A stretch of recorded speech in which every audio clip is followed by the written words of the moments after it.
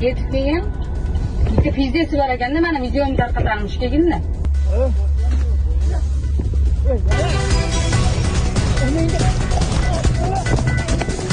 Ana nimaga bo'larman qo'limda? Bo'ldi. Jahl ustida. Jahl chiqib ketdi. Mashinani urgan payti o'sha peshonasiga urgan. Nechasiga mana 2 marta. Qaysi? Mana shu. Necha marta? 2 marta. Urdim oddiy. Shuni to'xtatish uchun oyoqdan gaz olish uchun urdim. Mana. Keyin tushib yana menga tashlangan payti tekdim. Tergov bo'limi tomonidan mana shu Yashnobod tuman tomonidan jinoiy ish qo'zg'atilgan xabaringiz bor. O'zbekiston Respublikasi o'zining mana shu fuqaro nisbatan 277-moddasidan jinoiy ish qo'zg'atilib, hozirgi vaqtda dastlabki tergov harakatlari olib borilmoqda va tergov davomida siz qamoqqa olinmoqda, shuni bilasizmi? Davlatimizdan uzr so'rayman.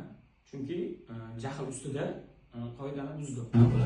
Yandex keldi, 941 12 mashinada narsalarni ko'p edi. Uyatli gap gapirdi o'zi. Boshqatmaydi yo'q. Mashinani to'xtating dedim. To'xtat dedim, salom to'g'ri. Mashinani to'xtat bo'lishib qolmadi. Bo'ldi, 40 ming bo'ldi. Shu dedi, so'qdi. Keyin ukam, dedi, jahl chiqib ketdi. O'zim aytgan gapga ukam, mayli, keyin gaplashib olamiz. Bu qo'y, mujikchacha gaplashamiz degan. O'zi ukam indamay turgan miyasiga berib urib ketdi. Ukangiz qayerga urdi? Necha marta urdi? 1-2 marta urdi.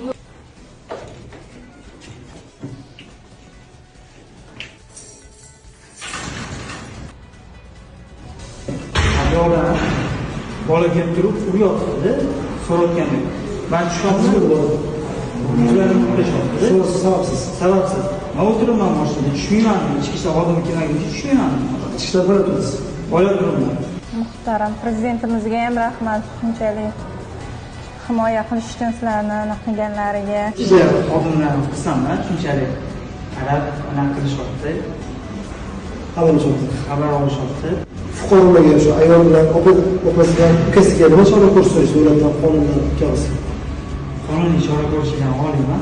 Bular yo'lovchilar bo'lgan ayol kishi 2001-yilda fuqaroga nisbatan alohida O'zbekiston Respublikasi Jinoyat kodeksining 109-moddasi bor. Ikkinchisidan ularga nisbatan ham jinoyat ishi ochilgan. Qonun ustuvor jazo muqarrar shahrimiz aholisining qonunlarida belgilangan demak qonunlarga rioya qilishni so'rab qolamiz.